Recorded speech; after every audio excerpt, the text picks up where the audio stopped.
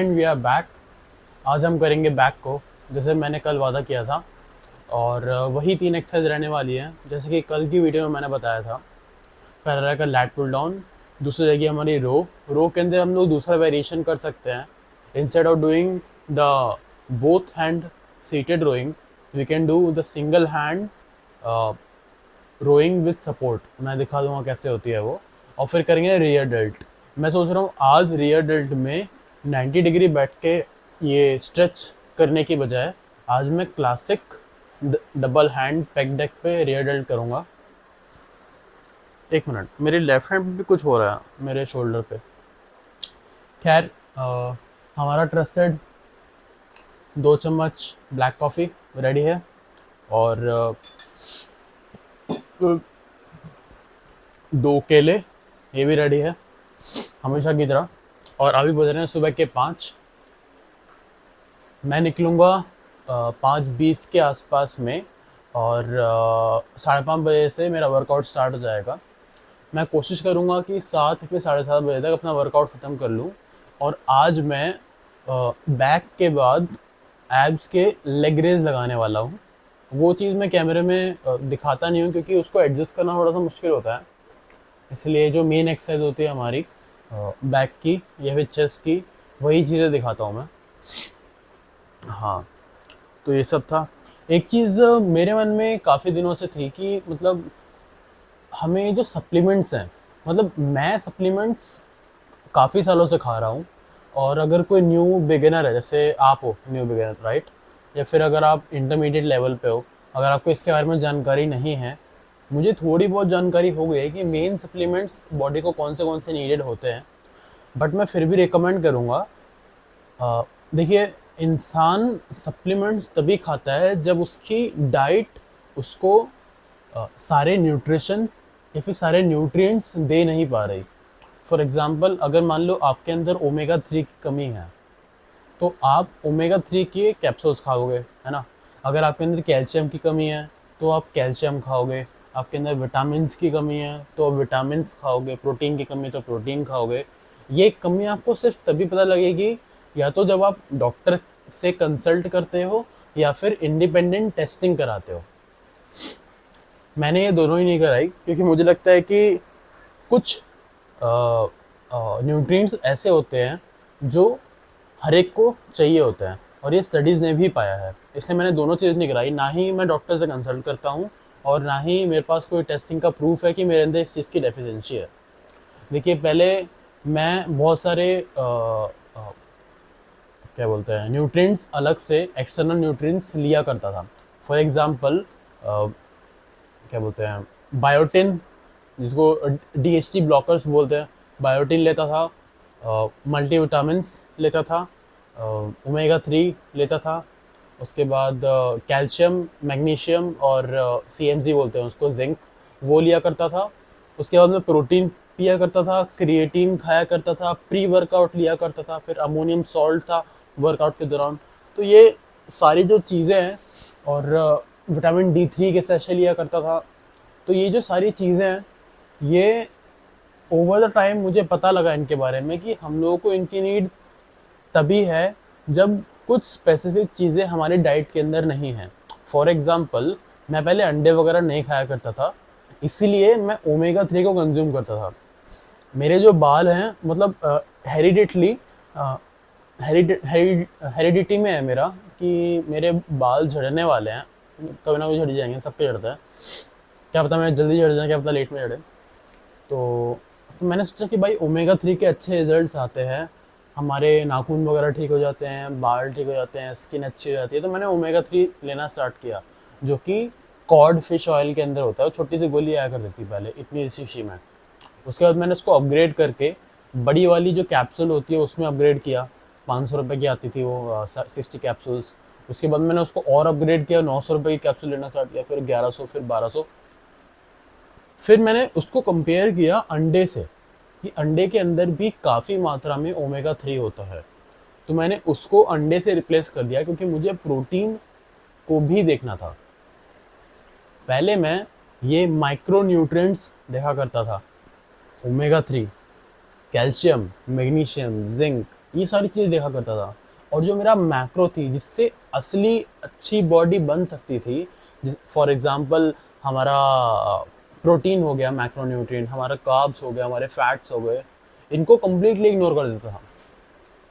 हमारी generation in fact जो भी न्यूली बॉडी बिल्डिंग में आया है उसको भी ये सारी चीज़ें बताई जाती हैं।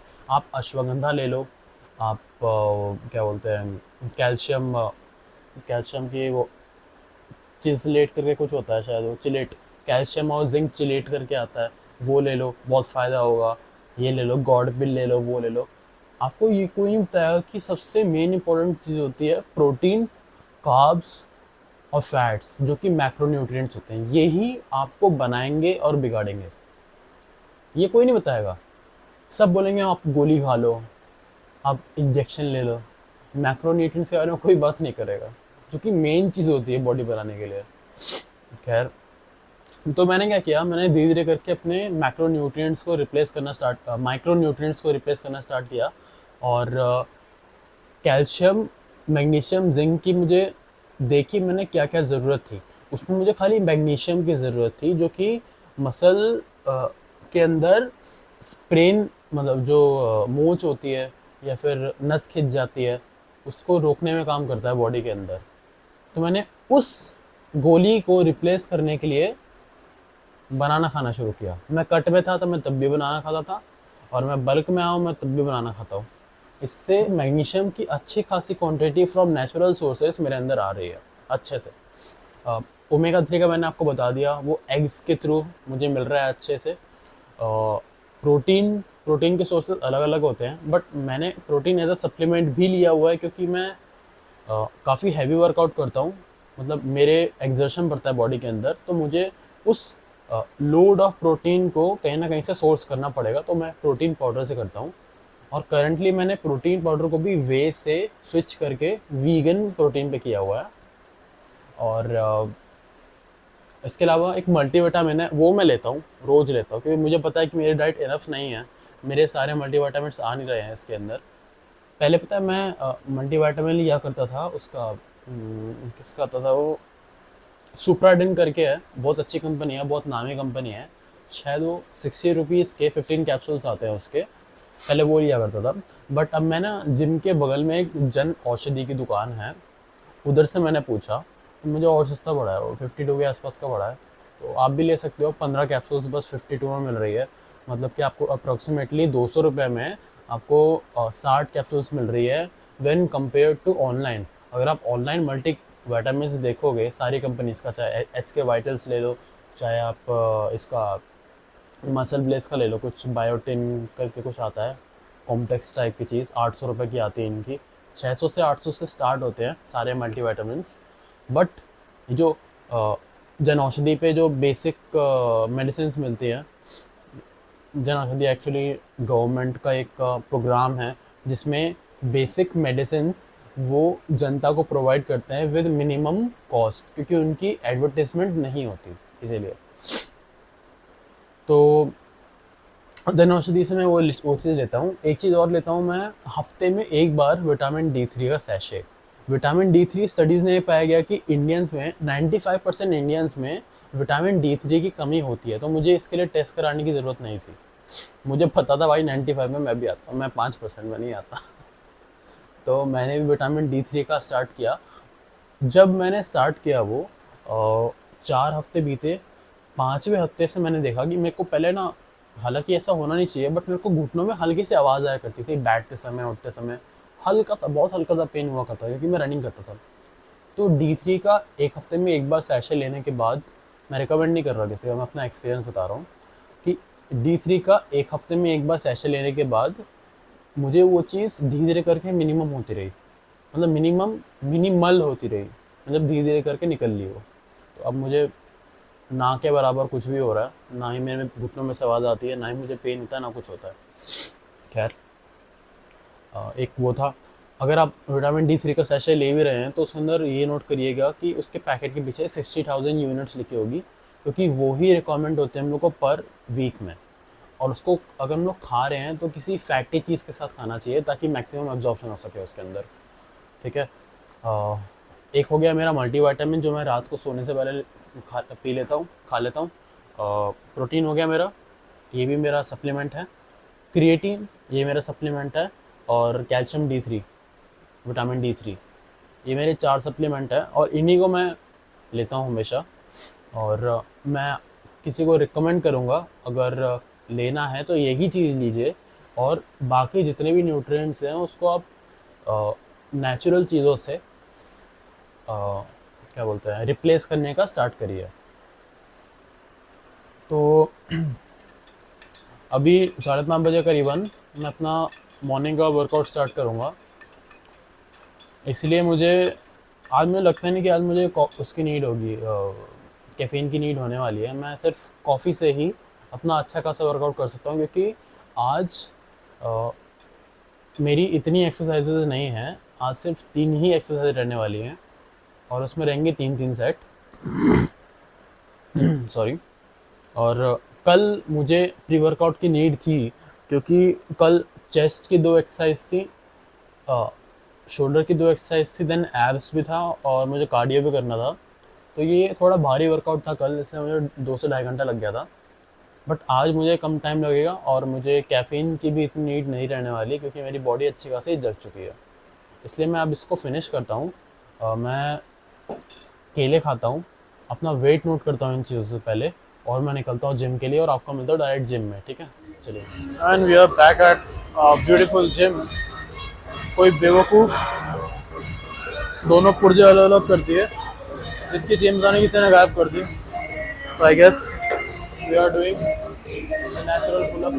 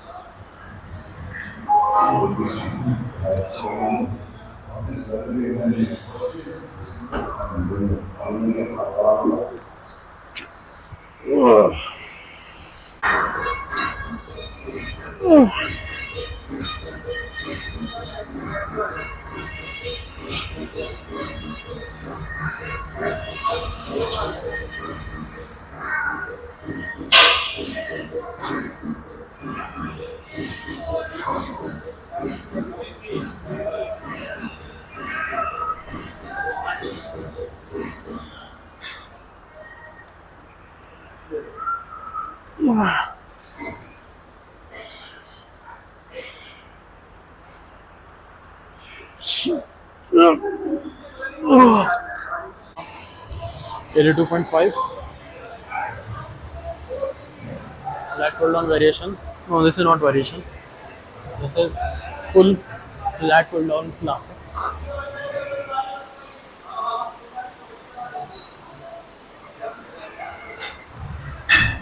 Okay, we are ready.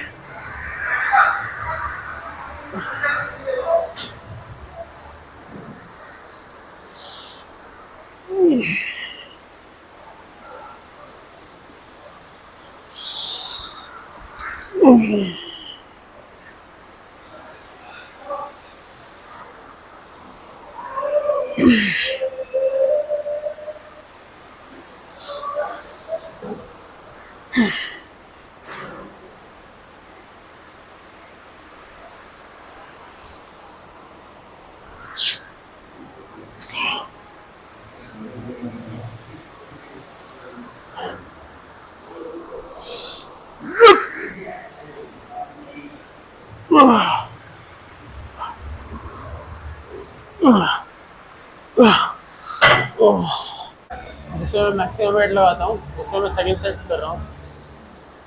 तो ट्राई करते हैं कि एटलीस्ट 6 रेप्स निकल जाए हमारे अच्छे से। नहीं होते तो हम लोग ड्रॉप फिर करेंगे इसके अंदर।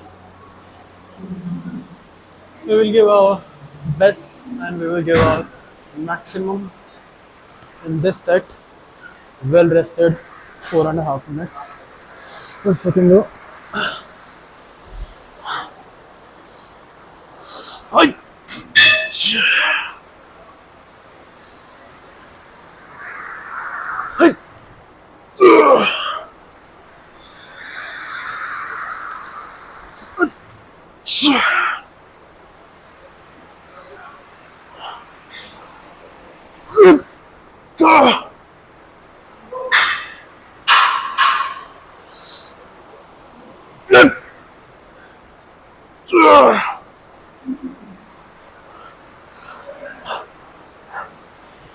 कैमरा ऑन है उधर।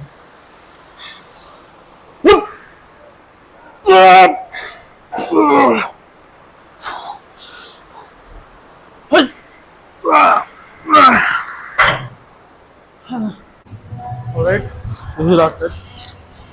Well rested 5 minutes. अब हम करेंगे 90 kg अगेन। हम लोग मैक्सिमम वेट पे नहीं जा रहे हैं अभी, क्योंकि मुझे लगता है कि 90 kg से पहले मैं क्वालिटी रेप्स निकालूंगा एटलीस्ट 6, उसके बाद ही मैं मैक्सिमम वेट पे जाऊंगा, that is 95। That is 97.5। Okay, let's working go. Last set. अगर मुझसे ढंग से रेप नहीं निकले तो मैं ड्रॉप सेट लगाऊंगा 10 या फिर 15 kg कम करके, देन अगेन 10 या फिर 15 kg कम करके एक और ड्रॉप सेट।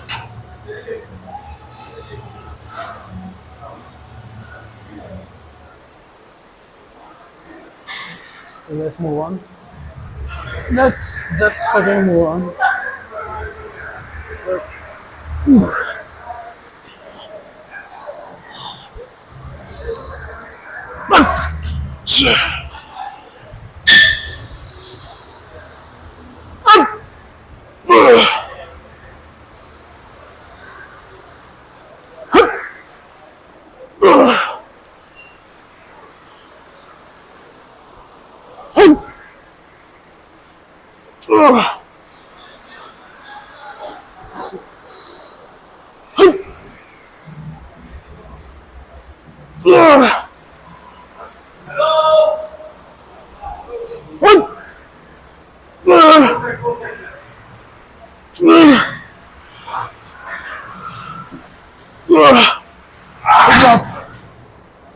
फिफ्टीन के जी ड्रॉप 75 किलो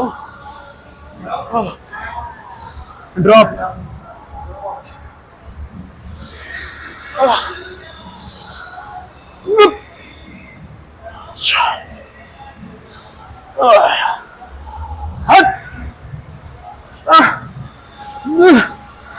ड्रॉप मर गया 60 kg।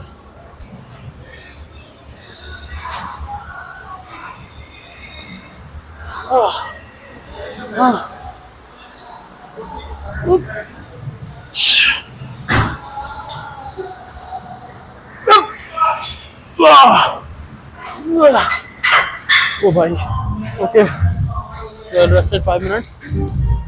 अब हम करेंगे इसका वेरिएशन है रोइंग का 40 kg। आई थिंक एक नीचे और हो सकता है।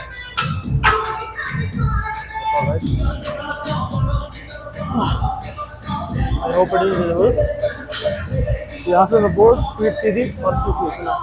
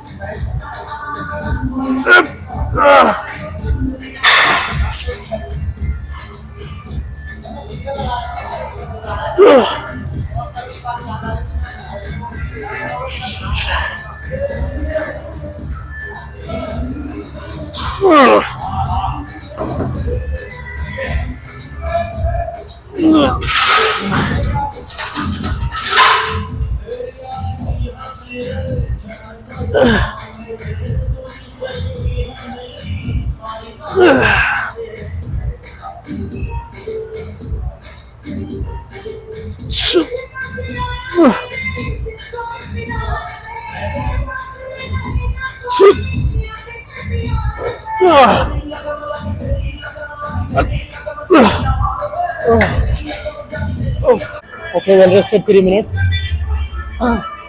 Actually 4 minutes for each arm. अब हम करेंगे 55 kg पे. Same चीज.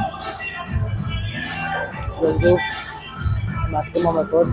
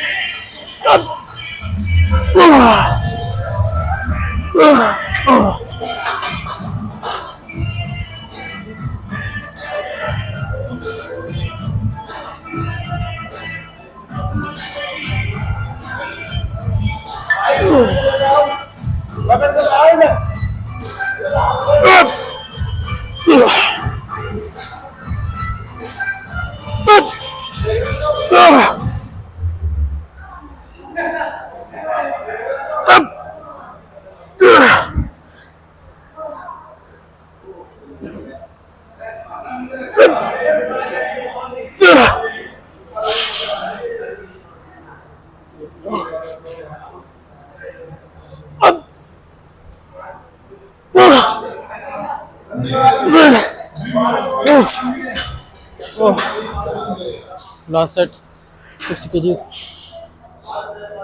इस बार करेंगे drop set. Last set over होने के बाद रीडल्ट करेंगे. थोड़ी देर रुक जाओ. Last set 60 kg with drop.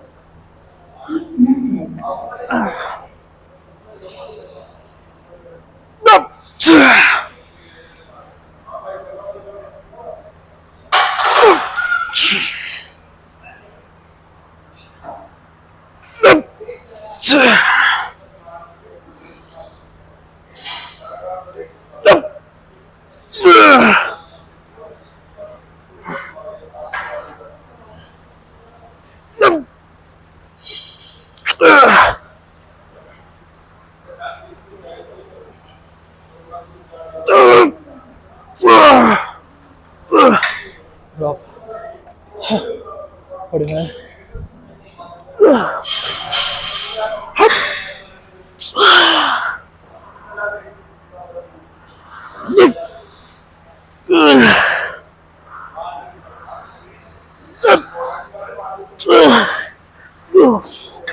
एक और drop. What do you mean?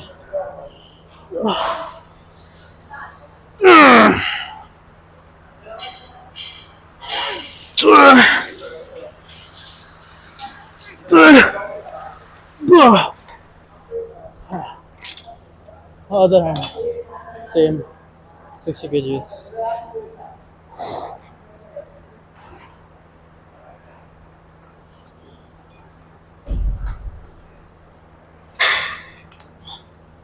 Hike.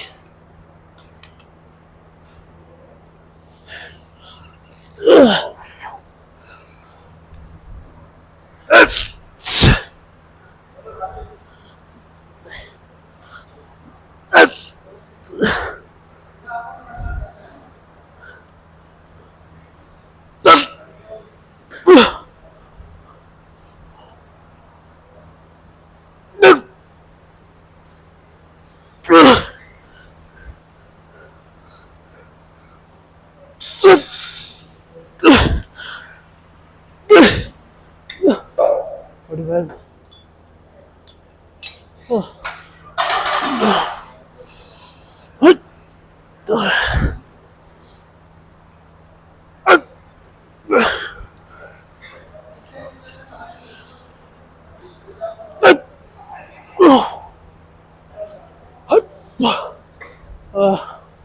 Pretty well.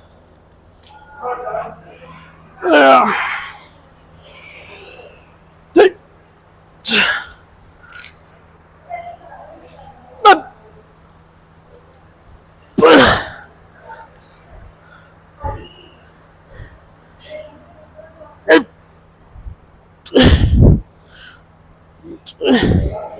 My, ठीक है जी, सेकंड सेट।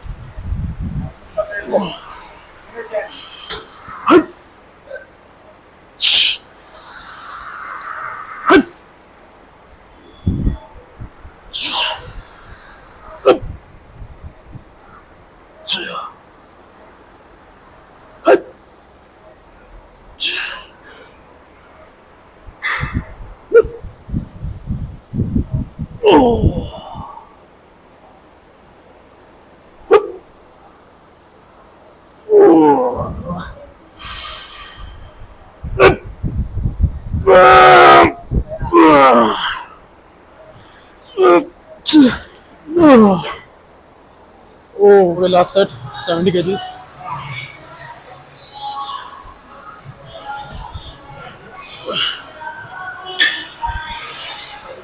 That's possible.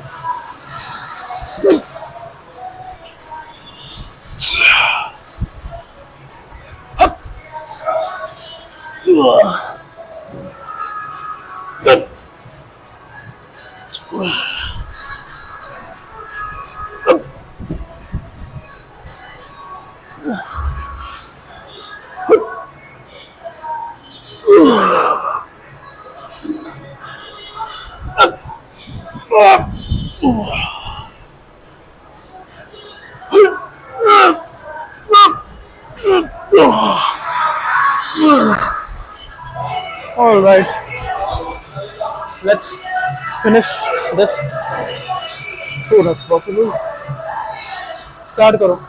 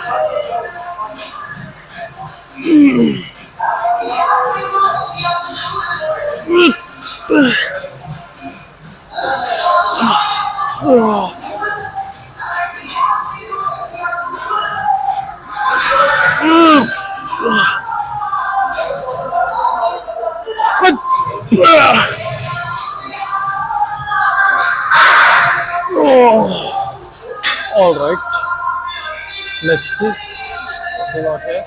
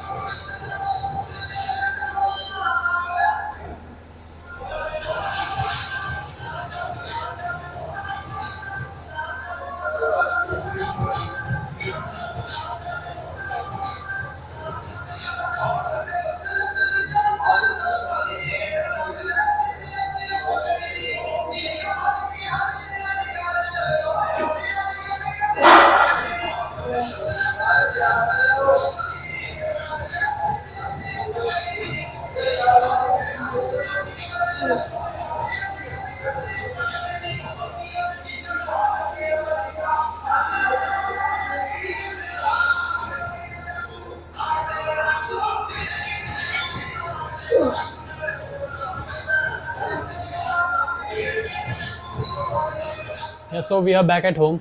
अभी हम लोगों ने बैक करी थी। तो जैसा कि आपने नोटिस किया होगा, मैंने आज अपनी जो मैं मोस्टली लैट पुल डाउन पे पीआर लगाता हूँ, उस पर मैंने 90 केजी पे लगाता हूँ मोस्टली। एक मिनट इसको नीचे कर लो। हाँ, तो मोस्टली मैं 90 केजी पे लगाता हूँ, बट आज मैंने सेकेंड सेट पे ही 90 केजी लगाया और थर्ड सेट पे मैंने 90 प्लस 2 ड्रॉप सेट मारे। 2 ड्रॉप सेट की वजह से मेरे लैट शायद उसमें आवाज़ आई होगी नहीं आई होगी, लेकिन मेरे लैट बहुत ज़्यादा स्ट्रेच कर गए हैं। आज मैंने उसके बाद रोइंग करने की बजाय सिंगल हैंड रोइंग का वेरिएशन लगाया। हालांकि मैंने वो बहुत दिनों बाद लगाया है, इसीलिए मेरे जो लैट्स उसके अंदर स्ट्रेच होने थे वो अच्छी तरीके से हुए हैं। अगर कैमरे में आया होगा तो लैट्स के जो फाइबर होते हैं जो आर्म को जोड़ते हैं, वो पूरा एक्सटेंड होने पे खुल जाते हैं और हमारी हमारी जो बैक है वो वाइड हो जाती है। अगर आपको एक आर्नोल्ड ने बताया था ये कि अगर आपको वाइडर बैक चाहिए तो आपको लैट्स पे ट्रेन करना पड़ेगा, और अगर आपको थिकर बैक चाहिए, मतलब कि थिकनेस ज़्यादा होनी चाहिए, तो आपको मिड बैक या फिर लोअर बैक पे ट्रेन करना पड़ेगा। तो इसके लिए मैं क्या करता हूँ, एक टिप भी है शायद आप लोगों के लिए, कि जब आप लैट पुल डाउन कर रहे हो तो लैट पुल डाउन का एंगल आपको एंगल बताता है कि आपके लैट्स एंगेज होने वाले हैं या फिर मिड बैक या फिर लोअर बैक एंगेज होने वाली है। फॉर एग्जाम्पल, अगर आप एकदम वाइड ग्रिप लेते हैं, एकदम वाइड ग्रिप, तो वो वी शेप का बनता है और वो असर आपके लोअर बैक पे करता है मोस्टली।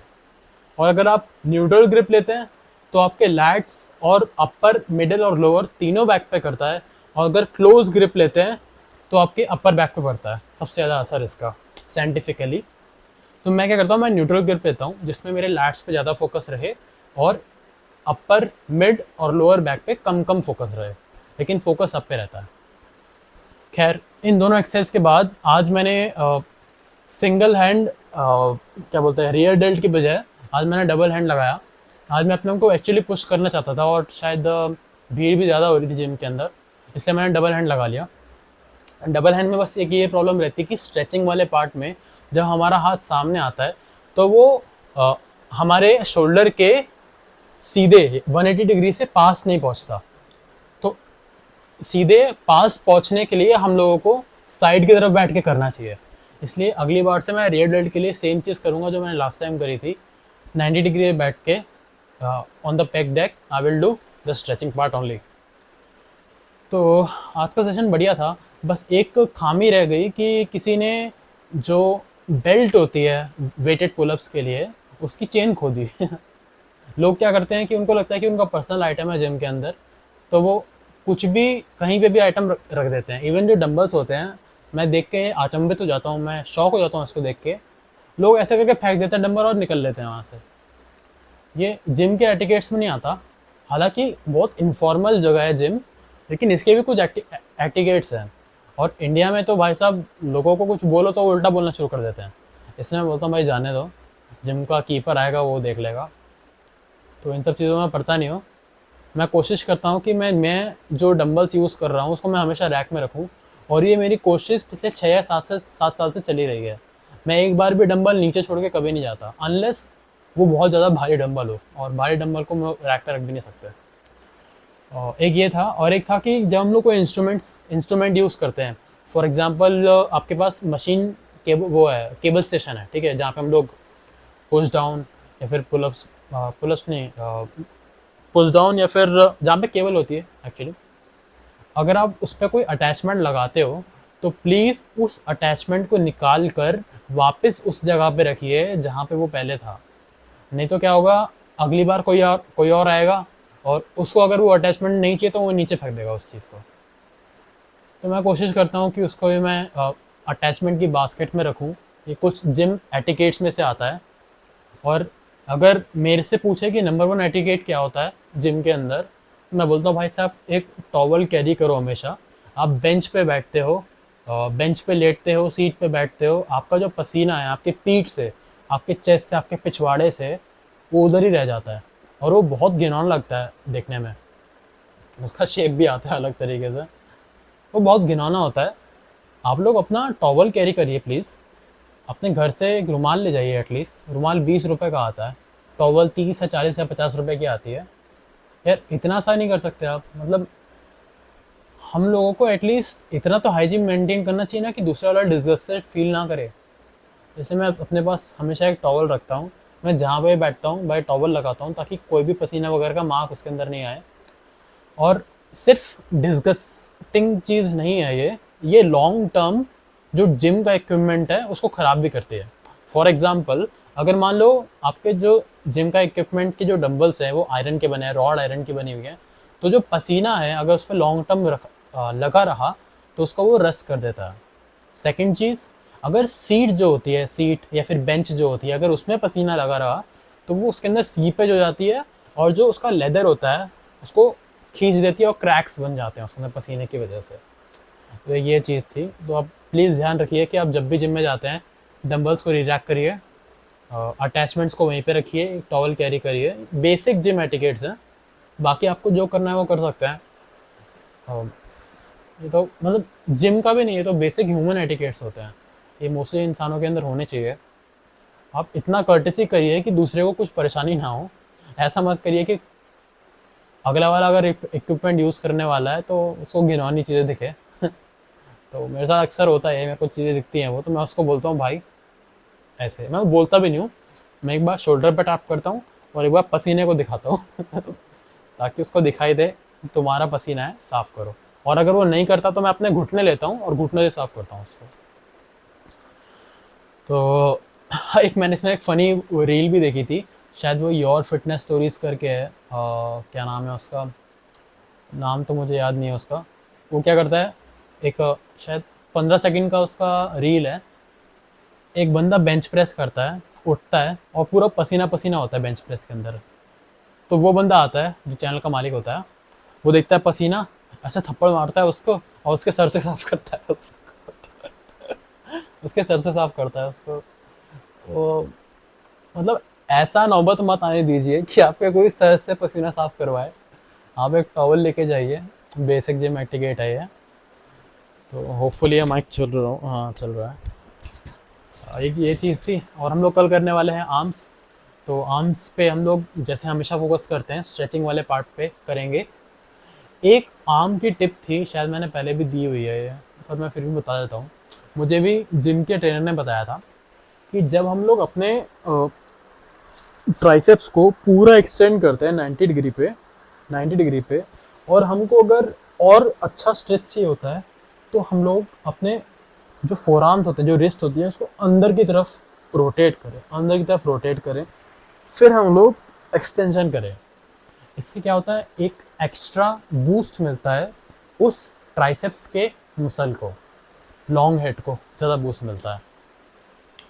तो अब मुझे नहीं पता कि ये साइंटिफिकली या फिर बायोलॉजिकली पॉसिबल है कि हम लोग खाली रिस्ट की वजह से ज़्यादा स्ट्रेच ला पाएँ, लेकिन मैंने पर्सनली फील किया है कि जब भी मैं अपने रिस्ट को मोड़ता हूँ अंदर की तरफ, when I am doing the extensions, मुझे ज़्यादा स्ट्रेच फील होता है अपने ट्राइसेप्स पे। और बाइसेप्स करते समय सेम चीज़ करनी है, रिस्ट को घुमाना नहीं है, बस हमें इस बात पे फोकस देना है, हम लोग नेगेटिव पार्ट को स्लोली करें। जितना स्लोली नेगेटिव पार्ट करेंगे उतने हमारी देर तक मसल एंगेज करेंगी। लेकिन ऐसा भी नहीं करना है कि आप 1 मिनट तक स्लोली कर रहे हो। और रिसर्च ने बताया है, रिसर्च ने, और ये साइंटिफिकली प्रूवन भी है कि अगर आप 5 से 8 सेकंड के अंदर एक रैप करते हो, जिसके अंदर 5 सेकंड रिट्रैक्शन और 3 सेकंड प्रोट्रैक्शन होता है, तो उस मूवमेंट में मैक्सिमम ग्रोथ देखी जाती है। ऐसा नहीं आप 1-1 सेकंड तक करते रहे, आप स्लोली करिए, कम रैप करिए, वेट स्टार्टिंग में कम लगेगा, धीरे धीरे करके ज़्यादा लगेगा, आपकी फॉर्म ठीक होगी, आपका पोस्चर ठीक होगा, आपकी हड्डियाँ मजबूत रहेंगी हमेशा। और अगर आप क्या बोलते हैं, खाना डाइट अच्छे से ले रहे हैं तो आपका ग्रोथ भी अच्छे से होगी। तो आज का बैक डे काफ़ी अच्छा रहा है, और कल हम लोग करने वाले हैं आर्म्स। पहले करेंगे सेम ट्राइसेप्स से स्टार्ट, देन करेंगे बाइसेप्स, देन करेंगे फोर आर्म्स। और हमको टाइम मिला तो हम साइड्स कर सकते हैं ऑब्लिक की मसल, हालांकि वो नेसेसरी नहीं होती, उसकी ग्रोथ हो जाती है अपने आप, बहुत सारी मसल्स में इन्वॉल्व होता है। और अगर टाइम उसके लिए नहीं मिला, या फिर हम लोगों को मूड नहीं किया उसका, तो हम सिंपल वॉक करेंगे जैसे मैंने आज करी है। देखिए कार्डियो, आप कार्डियो का मतलब ये नहीं कि आप जंपिंग जैक्स करो, माउंटिंग क्लाइंबर्स करो, लेग रेजेस करो, बैठ के साइकिल चलाओ, या फिर लेट के वो जो ऐसे करके पैरों से साइकिल चलाते हैं, लेट के चलाओ, बर्पीज करो, पुशअप्स लगाओ। कार्डियो का मतलब ये नहीं होता। ना ही कार्डियो का मतलब होता है कि आप जंप रोप करो या फिर HIIT करो, वो बहुत सारी चीज़ें होती हैं, वो भी कार्डियो होता है, वो ज़्यादा थकाता है, लेकिन इसका मतलब ये नहीं कि वो ज़्यादा इफ़ेक्टिव है। मैंने एक स्टडी पढ़ी थी, खुद से पढ़ी थी, जिसमें दिखाया गया था एक ग्रुप ऑफ पीपल को, उन लोगों ने ये HIIT और ये सब चीज़ें करवाई, और एक ग्रुप ऑफ पीपल को खाली चलाया।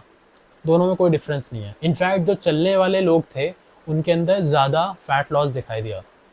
तो अगर आप एक समय पे मसल ग्रोथ भी चाहते हैं और फैट लॉस भी चाहते हैं, तो आप डेली एटलीस्ट 10,000 स्टेप्स चलने का ट्राई करें।